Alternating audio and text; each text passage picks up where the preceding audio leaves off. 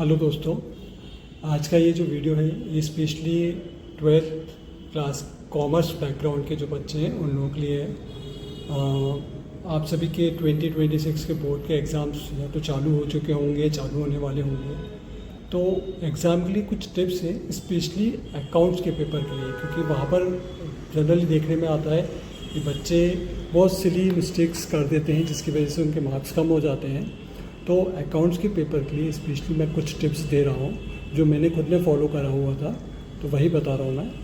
तो आप लोगों को पता है, जैसे आप लोगों का जो अकाउंट्स का पेपर होता है वो दो पार्ट्स में आप लोगों को आता है, ए पार्ट एंड बी पार्ट। जिसमें फर्स्ट पार्ट जो ए पार्ट होता है उसमें आपके शायद पार्टनरशिप एंड कंपनी वाला जो सेक्शन है वो कवर होता है।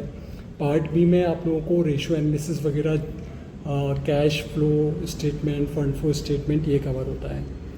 तो गाइस, आप लोग एक चीज़ ध्यान रखिएगा कि जब भी आप अकाउंट्स का पेपर सॉल्व करें तो आप एक पार्ट के क्वेश्चंस एक साथ सॉल्व करें। लाइक अगर आप ए पार्ट को पहले अटेम्प्ट कर रहे हैं तो ए पार्ट में जितने भी क्वेश्चंस हैं उन सबको एक ही जगह एक साथ सॉल्व करें। इससे फ़र्क नहीं पड़ता कि आप क्वेश्चन पहले कौन सा सॉल्व कर रहे हैं। पार्ट ए का हो सकता है कि जैसे पार्ट ए में 10 क्वेश्चन है, आपको क्वेश्चन नंबर 5 बहुत अच्छे से आता है तो आप पहले उसको अटेम्प्ट कर लीजिए, क्वेश्चन 8 अटेम्प्ट कर लीजिए, क्वेश्चन 1 अटेम्प्ट कर लीजिए। जिस भी सिनेरियो में, जिस भी मैनर में आपको वो क्वेश्चंस सॉल्व करने हैं वो सॉल्व कर सकते हैं। बस कंडीशन ये है कि पार्ट ए के सारे क्वेश्चंस के आंसर आपको एक जगह पर रखने हैं, सब एक साथ सॉल्व करने हैं।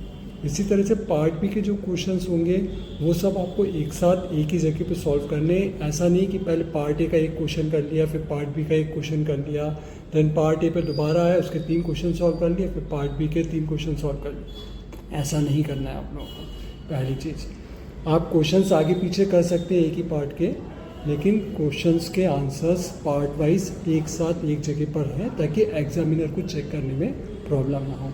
सेकेंडली, जो आप लोगों को पता है कि अपन लोग जो भी मतलब कंपनीज अकाउंट है या पार्टनरशिप अकाउंट है या बैलेंस शीट्स वगैरह जब बनाते हैं तो उसको अपन को 2 पार्ट्स में डिवाइड करना पड़ता है, या तो एसेट्स एंड लायबिलिटी या आप debit side and credit side, इस तरह से आप मान के चलें।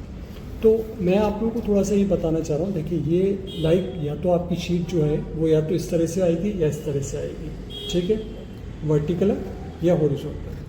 और अगर ये हॉरिजॉन्टल में आती है, वर्टिकल में आती है और उसमें मार्जिन बना हुआ है, तो आप लोगों को क्या करना है, पेज को 2 पार्ट्स में डिवाइड करने के लिए आप इस तरह से इसको कि मार्जिन तक लाएं, तो इससे क्या होगा, प्रॉपरली पेज आपका 2 पार्ट्स में डिवाइड हो जाएगा। यानी कि डेबिट साइड और क्रेडिट साइड ये दोनों आपकी ईजिली बन जाएंगी। इससे क्या होगा कि आप लोगों का जो कॉपी, जो एग्जामिनर जो कॉपी चेक करने वाला होगा उसको बहुत नीट एंड क्लीन चीज़ दिखेगी। पार्ट जो है आप लोगों के वो बराबर से दिखेंगे। अदरवाइज़ क्या होगा, अगर आप इस पेज को यहाँ तक ला के फोल्ड कर देंगे कॉर्नर तक लाइक दिस, तो आपका क्या होगा, ये पेज बराबर नहीं बनेगा। ये देखें आप, आपकी डेबिट साइड छोटी रह जाएगी और क्रेडिट साइड बड़ी हो जाएगी, ठीक है ना। इसलिए आप जब भी पेज को फोल्ड करें 2 पार्ट में डिवाइड करने के लिए, तो ध्यान रखिएगा जो पेज का एज है आप उसको सिर्फ और सिर्फ कहाँ तक लाएंगे, मार्जिन तक लाएंगे, ठीक है ना। मार्जिन तक लाने से क्या होगा, आपका पेज प्रॉपरली 2 पार्ट्स में डिवाइड हो जाएगा। अब जैसे पार्टनरशिप होती है तो पार्टनरशिप में भी डेबिट साइड क्रेडिट साइड हुआ, आपने उसमें पार्टनर्स के अकाउंट बनाने हैं, partner A, partner B, partner C, particular. तो यहाँ से क्या होगा, जब सेंटर आप निकाल लेंगे मार्जिन से लेकर, तो आप लोगों का जो पेपर कॉपी में जो पेज होगा प्रॉपरली 2 पार्ट्स में इक्वली डिवाइड होगा। अदरवाइज़ वो प्रॉपर सिस्टमेटिक नहीं दिखेगा। तो ये छोटी सी 2-3 टिप्स थी अकाउंट्स के पेपर को लेकर लिए। तो आई होप आप लोग इस चीज़ का ध्यान रखें एग्ज़ाम में। And all the best to all of you for your exams. आप लोगों के 2026 के पेपर्स बहुत अच्छे जाएँ। सभी एग्ज़ाम्स के लिए ऑल द बेस्ट।